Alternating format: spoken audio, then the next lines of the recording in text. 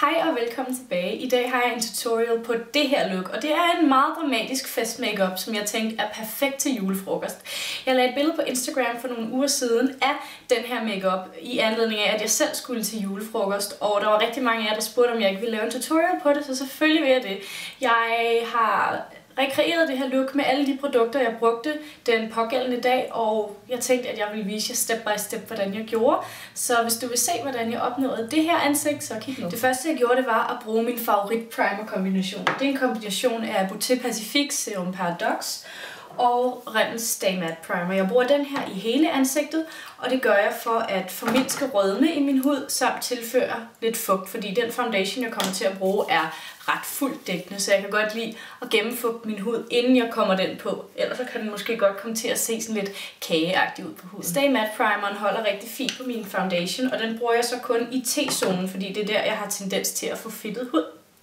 Jeg har et indlæg oppe på min blog omkring alle de her primer og hvad de gør, og det fungerer lidt som en opsummering på den primer-video, jeg lavede for nogle uger siden. Og i det indlæg så har jeg altså også medtaget den matterende Rimmel primer der, så hvis du er interesseret i at læse, skal vi sige, en slags mini-anmeldelse og høre lidt om matterende primer generelt, så vil jeg anbefale at tage et kig på det blogindlæg. Jeg har linket det nede i beskrivelsesboksen. Makeup'en er bygget op om et ret mørkt, grønt og sort smoky eye. Så jeg starter altså med at lave øjnene, fordi på den måde så får jeg ikke ødelagt min base af øjenskygge, der falder ned. Først vil jeg gøre at prime mine øjne, så det bruger jeg som sædvanligt MAC Paint Pot i Painterly. Det næste jeg gør er at lægge en øjenskyggebase, og det her er min grønne base, som jeg valgte at lægge, fordi jeg gerne vil tilføre lidt mere glitter til looket. Det er fra Chanel, det er en af deres Illusion d'Ombre øjenskygger, og den her er i farven Épatant. Den ser sådan her ud. Jeg synes, den er latterlig flot. Det er sådan en muscreme øjenskygge, og jeg bruger bare fingeren til at påføre den over hele mit øjenlåg.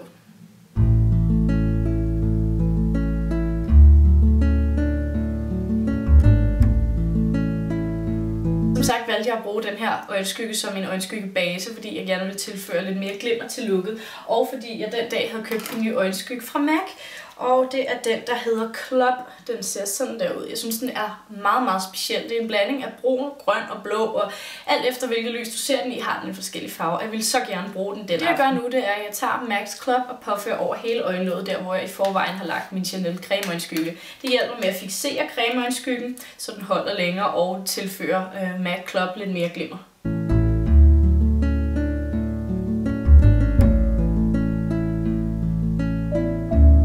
Til min globelinje brugte jeg en mat medium brun farve, og jeg valgte Naked fra Naked. Den påfører jeg bare i globelinjen som en overgangsfarve, og for at tilføre lidt dybde der.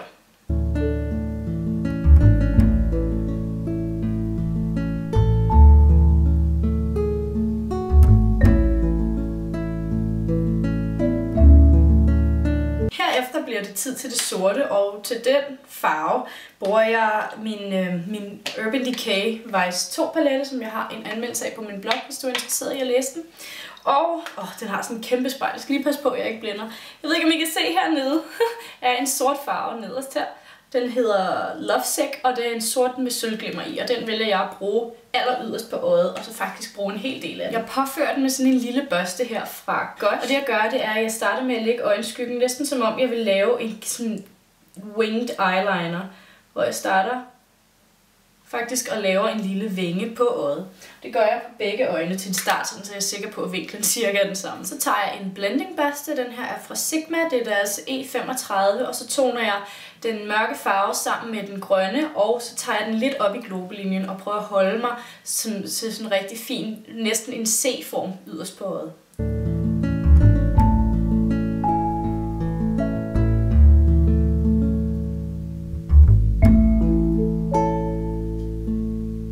Det her det er en makeup, der bare skal have fuld smadret, så stopper jeg naturligvis ikke her. Jeg begynder at bygge farven op lige så stille, sådan, så den bliver endnu mere sort ude i den yderste øjenkrog. Hvis du ikke er helt vild med et meget, meget dramatisk look, så kan du altid stoppe her og så gå videre med mascara eyeliner, som jeg viser. Jeg giver den lige et par lag øjenskygge mere, præcis samme fremgangsmåde.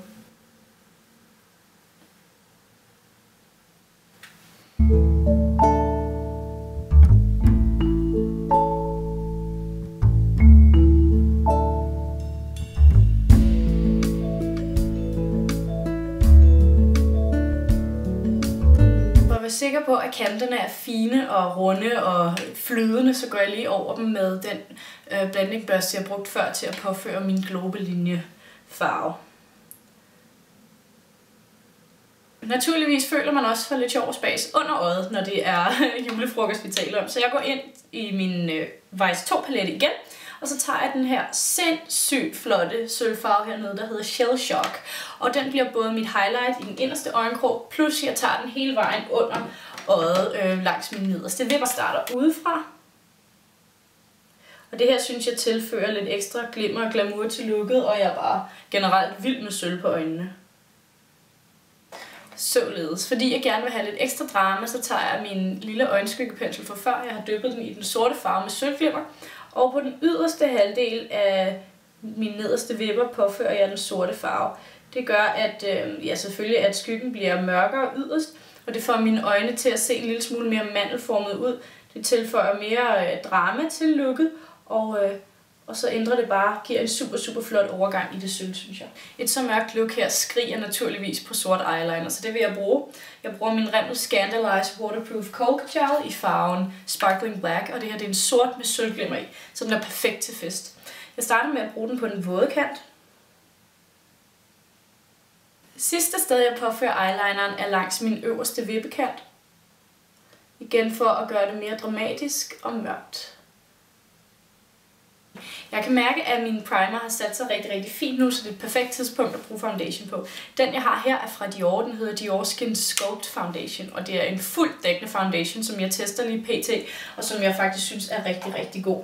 Det var også den foundation, jeg brugte samme aften, og den har fuld dækning, den her, og den er egentlig lavet til lidt ældre kvinder, der skal have hjælp med at udjævne deres hudstekstur, men jeg kan faktisk rigtig godt lide den.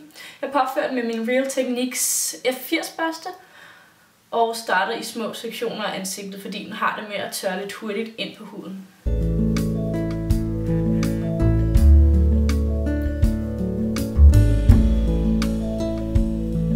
Jeg synes, det er en vanvittig lækker foundation, der har en sindssygt flot finish på huden. Det er sjældent, man finder en fuldt dækkende foundation med en glødende finish, men det har den her altså. Jeg er meget imponeret og må klart ud at have den. Jeg vil våge den påstand, at det er en af de bedste foundations, jeg i mit liv har prøvet. Så er det tid til concealer, og jeg er ikke vild med det helt vildt highlighted look til langt ned af kinderne, men jeg kan godt lide at lysne lidt op, når jeg tager til fest. Så jeg bruger en highlightende concealer, og den her fra Gosh, det er deres Clinique Conceal Concealer. Jeg bruger den under øjet, og jeg bruger den lidt mere liberalt, end jeg ellers ville gøre. Jeg bruger den langs næseryggen, panden og på min amorbue, og det er simpelthen for at give mit ansigt mere dimension, fordi jeg ved, at til fester bliver der ofte taget rigtig mange billeder, og jeg synes, det er flot, hvis ens ansigt ikke er helt fladt. Det er så nederen at få taget en masse billeder, og de så alle sammen er grimme. Og så toner min concealer under øjnene ud, så gør jeg det, at jeg tager den lidt tæt på min øjenskygge og trækker opad, sådan så jeg får lavet en lidt skarpere kant her. Igen er det med til at løfte øjet, og jeg synes, det gør hele øjenmakeupen mere dramatisk og på en eller anden måde mere ren at se på. Det eneste, du skal være sikker på, det er, at vinklerne skal være nogenlunde samme ens på hvert øje. Det er ikke meget, jeg har brug for det, men jeg vil gerne se helt perfekt ud, når jeg tager ud til fest eller julefrokost. Så jeg bruger en concealer til at conceale mine urenheder, eller mærker, eller ar, eller fregner, eller hvad det nu er, jeg gerne vil have dækket. Og den, jeg bruger i dag, er Bourjois Healthy Mix Concealer. Min yndlingsmåde at lægge concealer på er at tone den ind med min Real Techniques Expert Face Brush.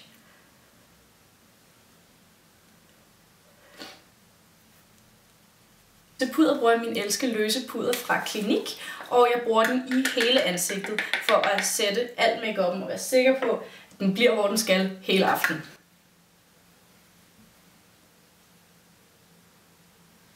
Nu er det tid til mascara, og den første jeg bruger i dag er fra Max Factor, det er deres Wild Mega Volume. Det er den nyeste mascara, de har lanceret, jeg synes egentlig ikke, den er specielt god. Jeg er lidt skuffet over den. Jeg kan bedre lide deres Masterpiece og deres Masterpiece Max og deres 2000 Calories. Men den her har altså ikke imponeret mig. Jeg bruger ikke falske øjenvipper i dag, fordi jeg har egentlig rimelig lange og tætte vipper. Du kan bare ikke rigtig se det, fordi de er så lyse.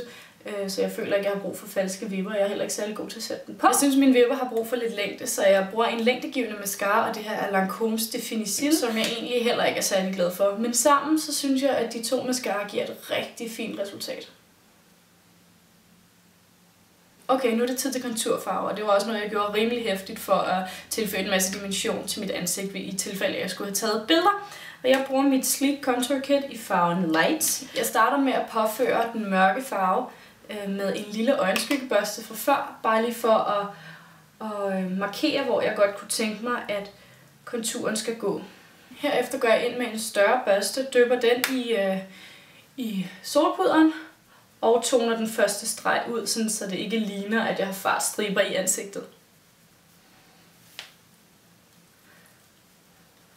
Til blush har jeg bare valgt at holde det helt naturligt nede på jorden, så det ikke kommer til at ske for meget i mit ansigt. Så jeg bruger den her blush fra Tarte i farven Exposed. Den er mat, og den er meget naturlig på kinderne. Lægger den lige på æblekinden og trækker den bagud. Og for at gøre overgangene pænere, så toner jeg det hele sammen med min pudderbørste fra før. Jeg er vild med et godt highlight, så jeg bruger i dag min Manizer fra The Balm, som er en meget kraftig highlighter. Og den lægger jeg øverst på kindbenene og lige over mit øjenbryn. Og jeg sparer ikke på den. Jeg elsker simpelthen den effekt, det giver. Det får bare ens ansigt til at se meget flottere og meget mere livligt ud. Jeg kan mærke, at jeg er lige ved at glemme brynene på det hele. Det er fordi, jeg har farvet dem her forleden, så de er meget mørkere, end de plejer. Surprise, surprise, bruger jeg mit Eyebrow Kit, som er ved at synge lidt på sidste vers. Og jeg løber bare lige mit bryn igennem med puderen meget hurtigt. Der er ikke brug for meget udfyldning her, fordi de i forvejen er blevet ret mørke efter jeg farvede. Jeg kunne bare godt tænke mig, at de var lidt bredere ind mod midten, så det vil jeg se, om jeg kan prøve at arbejde på. Det må jeg indrømme, at det synes jeg ikke, at det her kit er fantastisk til. Det hænger rigtig, rigtig fint fast på brynene, men det hænger ikke så godt fast på huden. Jeg kunne godt tænke mig at prøve en øjenbrynspensel for at se, om den vil være bedre til at give lidt mere fylde ind mod min næse, fordi min bryn bliver meget smalle der. Så gider jeg altså ikke gøre mere ud af det. Jeg sætter dem lige med en farvet øjenbrynsgel. Jeg har set, at Maybelline er kommet med nogle nye af dem her, så tænker jeg, det vil jeg rigtig gerne prøve. Så det regner jeg med, bliver mit næste køb fra dem af. Okay, så mangler vi faktisk kun læberne, og det giver lidt sig selv, at en nude læbe nok er det bedste valg til den her makeup, fordi der sker så meget. Der er stærke bryn, stærke øjne og et kraftigt highlight, samt en kraftig konturfarve. Så jeg tror bare, at vi nuder den lidt ned på læberne. Min yndlings nude læbe kombination er MAC's Gaga 2. Læbestift i Amplified hedder finishen. Det her, det var en af deres Viva Glam kollektioner, og den fås desværre ikke længere. Men der er nogle læbestifter fra MAC, som minder meget om den her. Det er bare en meget gul-brunlig nude farve. Og så kan jeg godt lide at komme en lipgloss oven på det, ellers så synes jeg, at nude læbe ser ret sjov ud.